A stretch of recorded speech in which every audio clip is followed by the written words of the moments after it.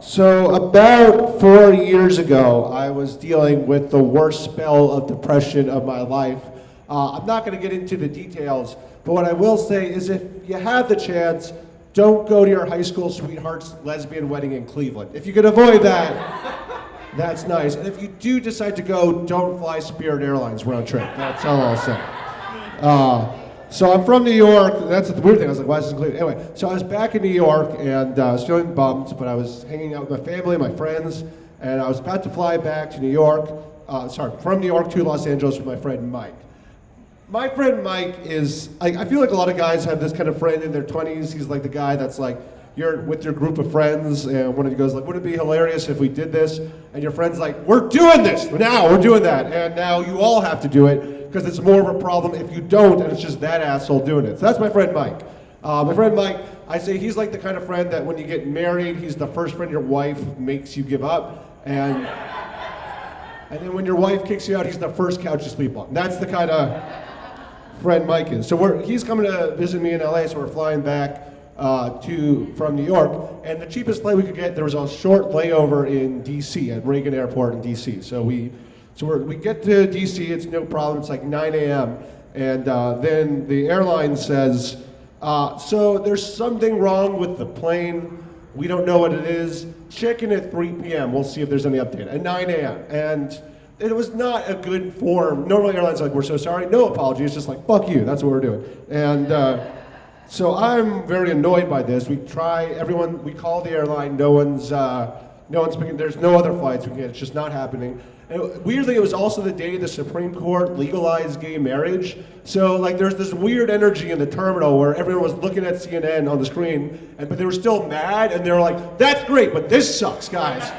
No, we're not mad at that, So like someday my grandkids are like, Grandpa, where were you when gay marriage was legalized? I'll tell you, let me tell you kids, fucking American Airlines. That would be how I start that conversation. So my friend Mike, he goes up to, like everyone's crowding this one woman who worked for the airline, and he goes to someone who's not well attended. While this is happening, it's like 10 minutes, talking to her, figuring stuff out. I'm just texting my friends, like bitching, like fuck this, what's going on, this is bullshit. That's all I'm doing. All I'm doing is texting.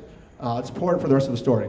And he comes back to me and he says, hey, so I got us meal vouchers for here. I also got us a flight at a Dulles airport at the other end of DC, and I got us a taxi voucher to take us over there for free, and I also got us $300 credits each from American Airlines. And I'm like, that's cool, Mike. How do you do that? He's like, promise not to be mad. I'm like, oh shit, here's what you did, Mike. And he's told me, again, this whole time I was just texting, it's like, as I went up to her, I looked at you and I was like, hey, can we just get some meal vouchers at least? You know, we're struggling with my traveling companion. And they looked at me and was like, my traveling companion is mentally challenged, and he will get irritable if he doesn't have food in the system. So if there's anything you can do to help, and that's when the wheels turned. It was like, oh, well, I'll do whatever I can. I'll get you on this flight. And so I didn't know that. Apparently I have resting mentally challenged face. That's a thing I know about myself. He was like said, I'm so sorry. And I'm like, no, it's great. We're getting on the flight. That's all I care about is that we're getting home. But it's also like, hey, I can, that's cool. I can win an Oscar now. That's the thing I can do because I can naturally play that. I can get into good seats at a sports game if I want to. Like, that's what's happening. So it's ridiculous. So we get in the cab, we get to Dulles Airport, which is in Virginia, that's whatever. And that flight got attacked by birds. Like there were a bunch of birds. It was still on the ground, so it wasn't like a Sully situation. There were just birds. So everything's happening, and I'm just like mess. And I get on the plane. We eventually get to LA at like 10 p.m. We were supposed to get there at like noon. And but we got there, and my friend Mike, he looks at me, and first off he said, so I was like, Mike, what did you say really? And he was like, well, as I was leaving, she asked me, do you mind if I ask like what kind of mentally handicap he has? And my friend Mike in a panic was like, just regular. That was his line. I don't know what that means, but it worked apparently. Also, I don't know if you can see, I have this like very colorful tattoo here, and I was like, can people can they get tattoos? I don't know, like, and if they do, are they like a Simpsons tattoo? I don't know what's going on, so. But we get in the Uber back to my place in LA. My friend Mike, he puts his hand in his pocket. He says, one last thing about this incident. As I was walking away, this woman pulled me back and said, hey, do you think you would like this?